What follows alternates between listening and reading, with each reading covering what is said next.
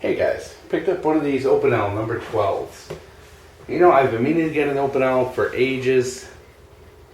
Don't know why I never bought one, but just saw one of my people I'm subbed to had a review on this Opinel number 12 and just decided to pull the trigger and buy it. So picked one of these up on eBay. It was like $13 including shipping, which is fantastic. You know, same price range as a Mora. And this one here's the number 12 in carbon steel. So it's a 12-inch long knife. It's about I think just shy of a 6-inch blade or so. I don't have the exact numbers, but there's so many different Opinel knives. They're all, you know,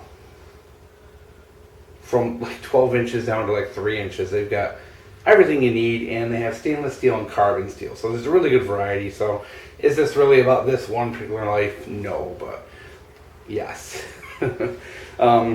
So I decided to pick one of these up. I wanted to see how does this compare to a Mora. How does it, you know, of course it is a folding knife, but I wanted to see how it compared, how good it is, how much of a value it is, because I know guys love good high value gear, and I thought I wanted to give this a shake, see how it did. Now, of course, one of the big fears I had, which I'm sure a lot of people have as well, is that these have poor lockup. And I actually kind of found the exact opposite, that the lockup on this, let me get behind the camera, is actually very sturdy. It doesn't go anywhere.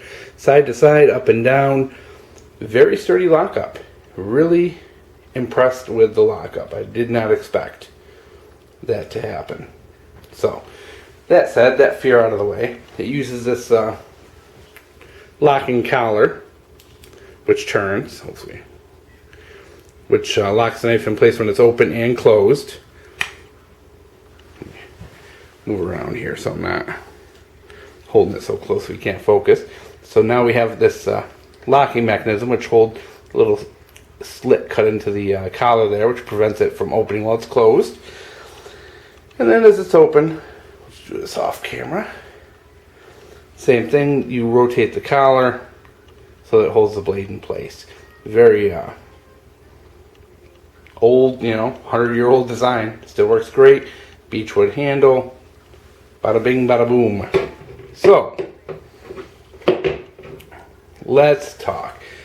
Fit and finish is my big complaint about the knife. And I know you're going to say, come on, Bushcraft, this is like a $12 knife. What do you expect? Okay. With that in mind, you know, of course the wood had some dings in it. And there's some rust on the spine. You can see a couple little spots of rust on the spine. I can live with that. That all comes off.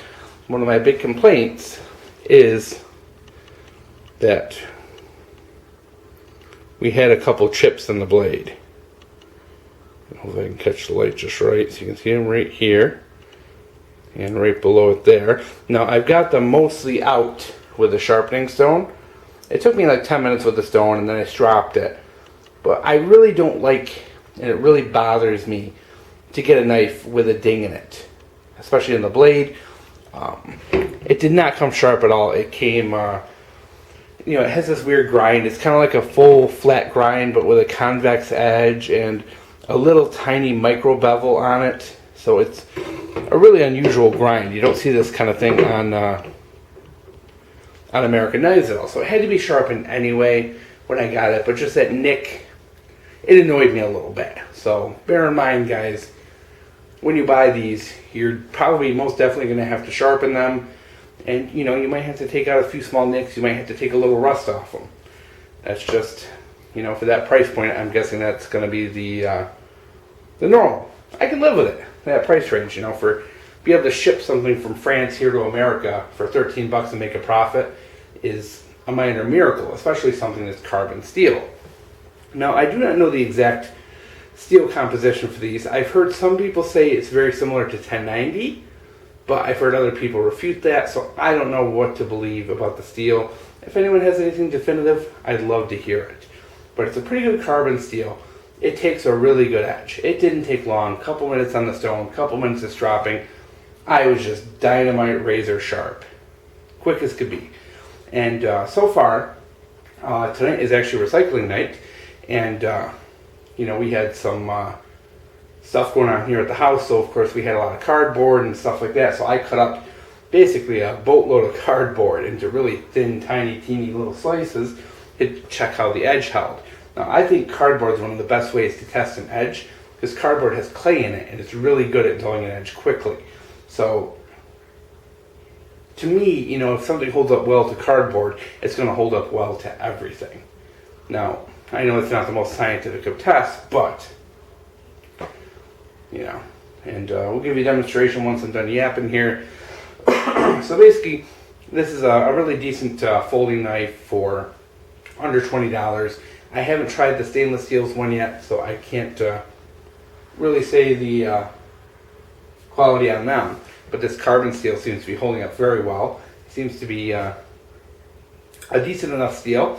It's not the best on the market, but for $12, it's definitely competitive with a Mora. I'd say it's pretty close. You're talking maybe like 80-85% of like the Mora steel. Pretty darn close, you know. And maybe that's just me, you know, but that's what it seemed like out of the gate.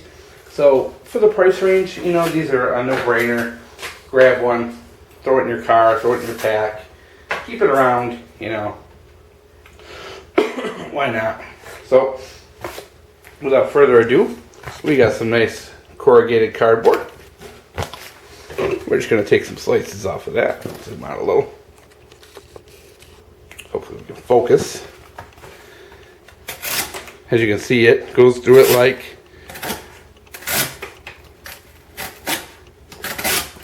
nothing. And you get some pretty thin strips of cardboard out of that.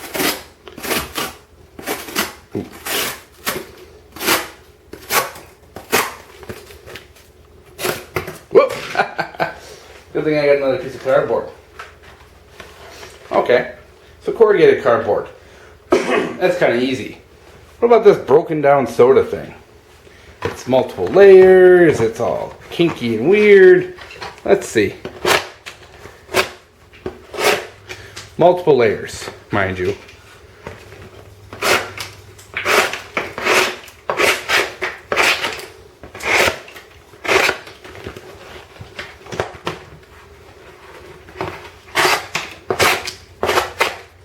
And I've been doing this pretty much. Whoop. Now we're making a mess. So I've been doing this for quite a while. And this edge still, I mean, it's cutting. I mean, you can see that. We're making really good, really clean slices of cardboard.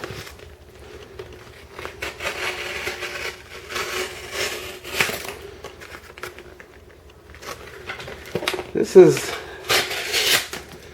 definitely, now I've seen knives way more expensive lose their edge a lot quicker than that. So guys, you get this thing sharp, it's going to stay sharp a pretty reasonable amount of time. Oh, excuse me guys, I think I swallowed a frog here. Am I going to take this out in the woods, baton with it? No, but for, you know, this kind of knife for around the house, for the backyard, this thing is absolute dynamite. I'm really happy with the performance of the steel. I'm really happy with everything. You know, I'm a little disappointed about the nick, but, you know, what are you going to do? I mean, my God. Look at some of these. Look how smooth that cut. I mean, this thing... Holy cow, guys. We're going to cut this video short while I go get a drink. But there you go. The Opinel. Way better than I expected.